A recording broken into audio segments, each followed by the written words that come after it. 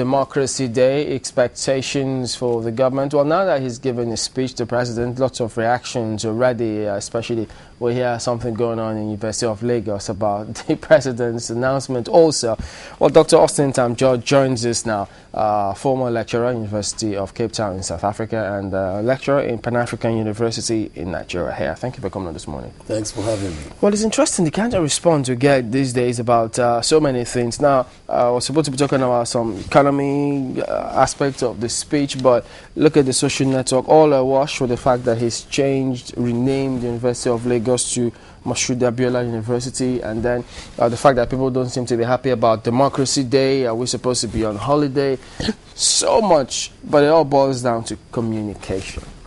That's the big thing going on here. But you've been watching the government for some time now. Your perspective on your expectations first and foremost, and then today, the reactions you've seen, does it meet with any of your previous beliefs? Well, I think that the administration needs to do more to justify the range of promises that the government, that Jonathan made during the campaign. You see, there is a very fundamental premise of, on the basis of which people expect the government to perform. So when people want the government to perform, it is because before Jonathan came into office, he had made several promises in several places in Nigeria. And so most times when people expect politicians to perform, it is because they already made promises. So when we have a landmark period such as this, when you have 1 year anniversary, the logical thing for people to do is to ask whether there is a direct connection between the promises that have been made and the realities that they see. And my impression is that the people want to see more action rather than speeches. We know you were on the road while the speech was going on, so we'll just play a little bit of it for you so that you just see some parts of it and we'll get your response on that. The president's speech. Steps to heal the wounds of the past and work together as a people with a shared destiny under one flag. We must strengthen our collective memory, draw strength from our history, and build bridges of unity to take our country to greater heights. This is what we should do, and we must. As a starting point, we must draw strength from our history and work to ensure that the labor of our heroes past is not in vain. It is partly for this and other reasons that I have directed, as part of the activities marking today's Democracy Day, that all due processes should be initiated for the building of a presidential museum in Abuja, the Federal Capital Territory. This museum will document the lives and times of Nigeria's presidents and heads of government since 1960 and remind us, by extension, of the high points of our national history. It is also in this regard that the federal government has decided that late Chief MKO Abiola be honored for making the ultimate sacrifice in the pursuit of justice and truth.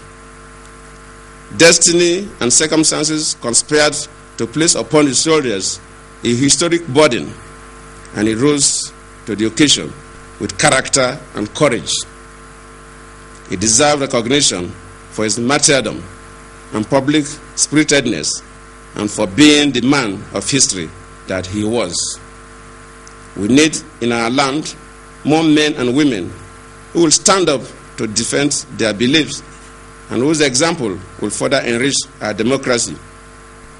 After very careful consideration, and in honor of Chief MK Abiola's accomplishments and heroism, on this Democracy Day, the University of Lagos is renamed by the federal government of Nigeria, Moshood Abiola University, Lagos. The federal government will establish an institution of democratic studies and governance in the university. I thank you. God bless you. God bless the Federal Republic of Nigeria. Well, interesting speech from the president there. Well, Dr. Austin, first, your medical fits you today. You're in the academia, you're in communication. Because looking at the speech, I mean, we had guests who've come here, talked about the speech. Some find the challenge, saying over 50 minutes of a speech. And then some also look at the delivery of the president and his speech. And then people also look at what he communicated about the speech. Some think, well, did it have to take that long? And then if you take that long, you lump in so many details about that in just that speech. Give us your impression about it. And then remember, it used to be 7. Now it was 8, and then it's live. People didn't get any transcript or text before now. And so many things, and it just kept the press all waiting to see what is this going to be. And then eventually they had this. Well, I don't think that Nigerians are very obsessed about the length of speech of any government official, including that of the president. And I wouldn't, frankly, concern myself with that as well. I would be more interested in the substance of the speech. And I suspect that most Nigerians will be interested in whether the speech has substance in terms of clearly articulating not just what government will do, but what government has done. Because, you see, what governance is about in the last analysis is what it has done in terms of affecting the lives of people. And so when people are talking about the length of the speech and the rest of it, I don't think that is the major concern of most Nigerians. We do not have regular power supply. Is there anything in the speech that suggests that this will change? We do not have good education. Is there anything in the speech that suggests that we are headed for a different direction? Nigeria has one of the worst infrastructure among the African countries not at war. Is there anything that the government is doing or has done over the past 1 year to suggest that we can have a better infrastructure? These are some of the more concrete things Nigerians are looking for. The kind of rhetorical length of speech that a government official makes is not the interest of most Nigerians, I suspect. Dr. Tam, in all of this, would it be right to say 1 year is insufficient for us to start rating them? No, 1 year is not short. 1 year is not short because it gives a window knowledge of what is to come. You see, if you want to typologize the life of an administration before it makes any concrete achievement, then it means that the government will have to last for a lifetime. But is there a vision? Is there some kind of tentative steps taken, concrete steps taken, such that people can measure with some specificity in terms of where we are going to get to in the next 1 year, in the next 2 years, in the next 3 years? The president or this administration doesn't have eternity to fulfill all the promises. And the president, frankly, cannot solve all the problems of Nigerians. So the Nigerians even do not have this sense of messianism that, okay, we've now finally got a messiah who in 1 year will solve all the problems that has afflicted the country over the past 50 years. What Nigerians are looking for is not the length of a particular speech, but whether there is a clear political will, whether there is a clear political roadmap that will lead us in some concrete ways out of some of the problems that we see. Would you say then that this occasion was an appropriate time to actually tell Nigerians what has been happening, what his administration has been about in the last 1 year, without exactly sounding like you're doing a political campaign? I don't think it's so much a matter about political campaigns. What Nigerians want to see in terms of, say, road construction is how many roads have been constructed in the past 1 year. As I said before, Nigeria has one of the worst road infrastructure anywhere in the world. In fact, in Africa, we are just behind South Sudan, which gained independence just a few months ago. What we have in terms of poor infrastructure in Nigeria is actually a scandal compared to the amount of resources that we have. So if an administration has lasted for 1 year, what Nigerians are obsessed about is not so much the length of a speech as much as whether concrete actions are being taken on a sector-by-sector basis to try to solve the problems. Not all of the problems in 1 year, that will be unimaginable and impracticable, but whether there are concrete steps that are being taken on a step-by-step basis, on a sector-by-sector basis. We have the Millennium Development Goals. What, for instance, is the government doing concretely not at the level of rhetoric, but concretely to solve some of these problems. And I have to repeat that all of these problems cannot be solved even in the whole of the lifetime of this administration, whether it's for 4 years or for 8 years. But what I suspect Nigerians want to hear is whether there are concrete steps and in what sector. And when you talk about concrete steps, and also ask the big question, in what sector, if you were to choose a particular sector for this particular administration, which would you be asking them to focus more on? Well, you see, the kind of problems that we have in Nigeria are so multidimensional and simultaneously urgent that I do not think that power, for instance, is any more important than education, or education is any more important than agriculture. Government has sufficient capacity, sufficient resources, if they are properly and honestly deployed, to make a difference in all sectors of our national life simultaneously. The suggestion that somehow if you focus on education, you focus less on health, or you focus less on power, is not a suggestion I would adopt. Government has more than sufficient capacity if it is honest, if it has goodwill, if it has the political will to make a difference on a sector by sector basis. I have to repeat that these problems will not disappear even in the next 8 years. But what we are looking for is a decisive political will to make sure that you make a difference, such that when new administrations come, they will have a basis upon which to continue. Then can we talk about education, since the issue of power has been overemphasized? Well, all through last week, we were actually looking at the education sector in Nigeria leading up to this particular 1 year in office of the administration of President Jonathan. How would you rate our education system so far within the last 1 year? Our educational system is very poor. And this is not a creation of the Jonathan's administration. We got it wrong since in the 70s, when I think I was here on one of the programs here some time ago, when I said we seem to these days be emphasizing schooling rather than education. And I do not frankly expect that Jonathan's administration will turn things around in just 12 months. But what we want is a clear political vision on where we need to be. My own emphasis will be on skills development, research and development, and that is the basis for the growth of any society. And what we seem to be emphasizing up till now is that we seem to be more interested in whether people have certificates rather than whether they have skills. In the United States of America, for instance, there is a whole investment on research and development. We don't get that sense of commitment in terms of research here in Nigeria.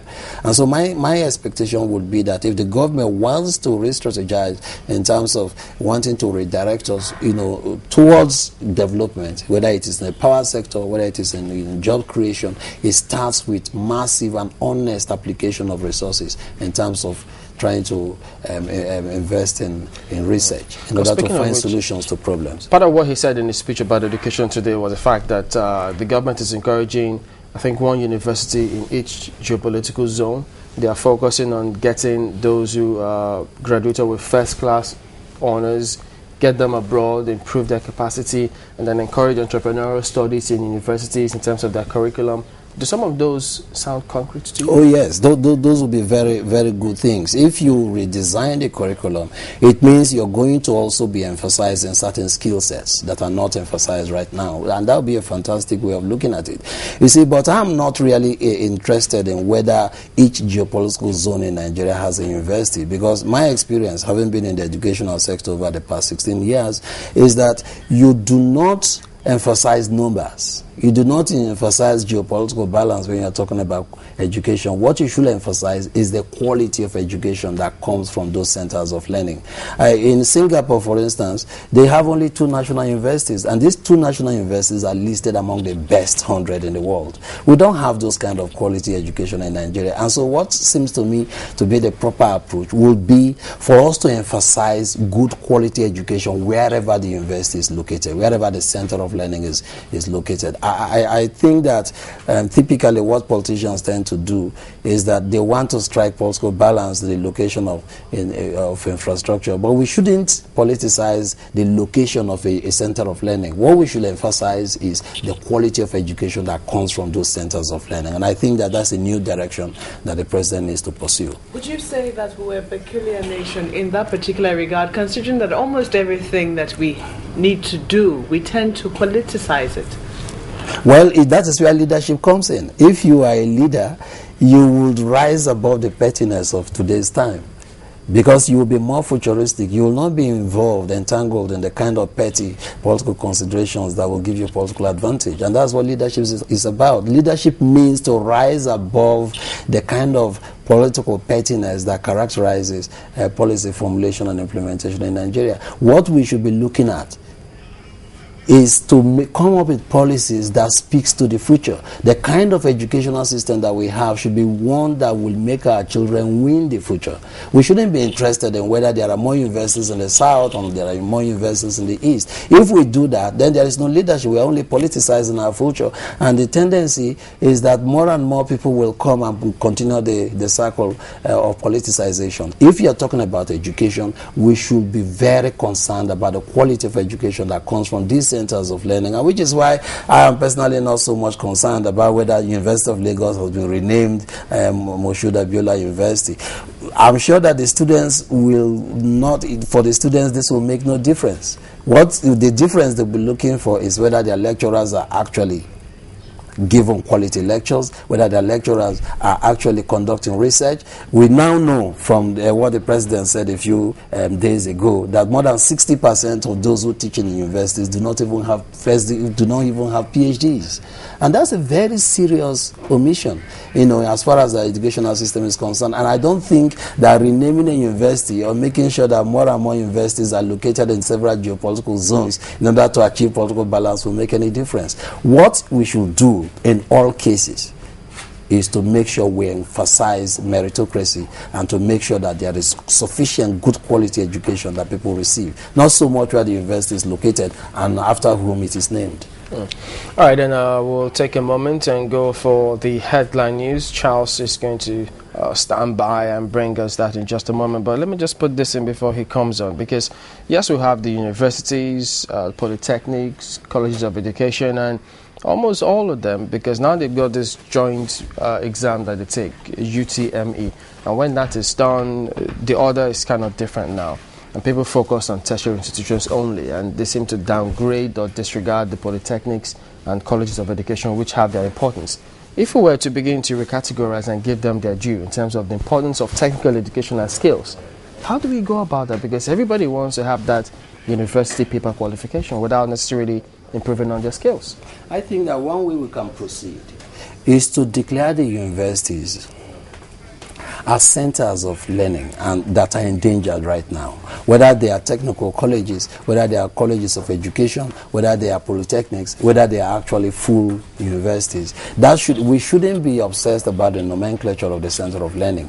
We should emphasize quality education. If, for instance, we are focusing on colleges of education, we should standardize them to such an extent that any teacher that emerges from those centers of learning will be one of the best in the world. We shouldn't worry whether this college of education is in Ogun State, whether it is in Rivers State, whether it is in Lagos. We should make sure that those who go into colleges of education receive the best teacher training they can ever get in the world. That is one area we can be sure that the quality of education that our children will receive down the line will be such that will reflect the quality of teachers that teach them.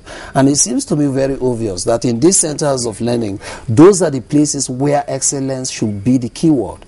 That is not the case now, and I think that we need to be very concerned about this, because a teacher at the end of the day can only give what the teacher has, and the kind of quality of education that we have now is not such that encourages good learning. And so when it doesn't encourage learning, the tendency is that the quality of education that the students will receive will also be very low. So whether we are in the polytechnic, whether we are in technical colleges, whether we are in the universities, our key word should be excellence. And we should pay teachers well, we should encourage research, we should make sure that teachers have the best quality of education and training, so that this will be reflected in the quality of education they also give to students across the board. Perhaps you should comment on this aspect, because we have people who have said that lecturers, because you remember ASU goes on strike time and again, and people always thought that they were fighting for improvement in terms of research, but over time they've come to see that, well, in terms of even the infrastructure,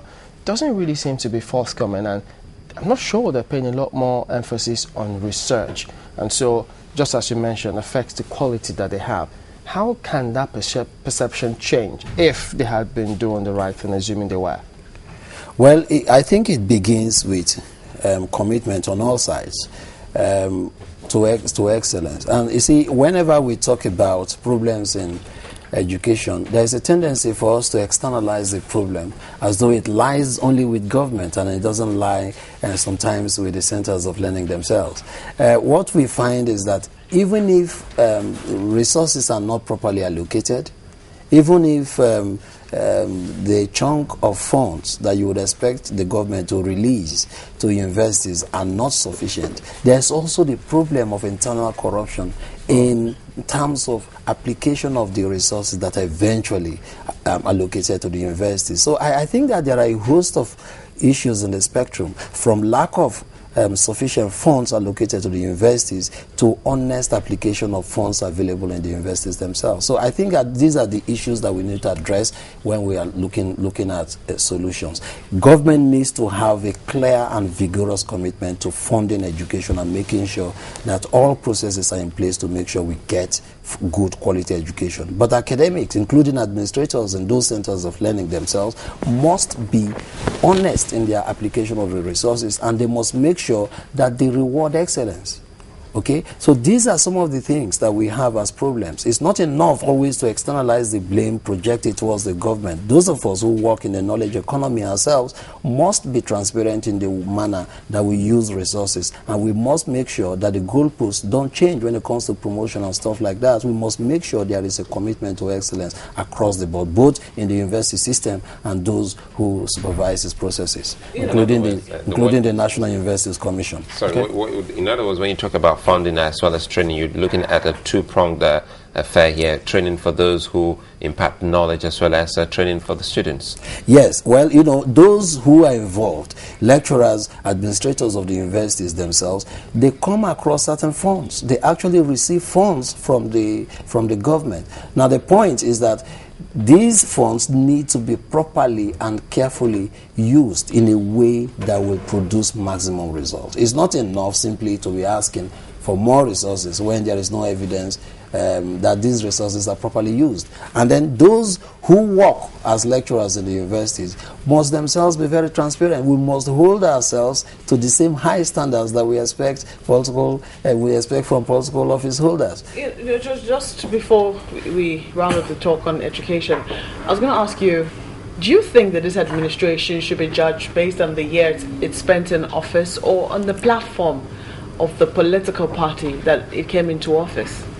Well, I wouldn't concern myself with what political platform a particular administration comes into office. There's a tendency to demonize the People's Democratic Party, the PDP.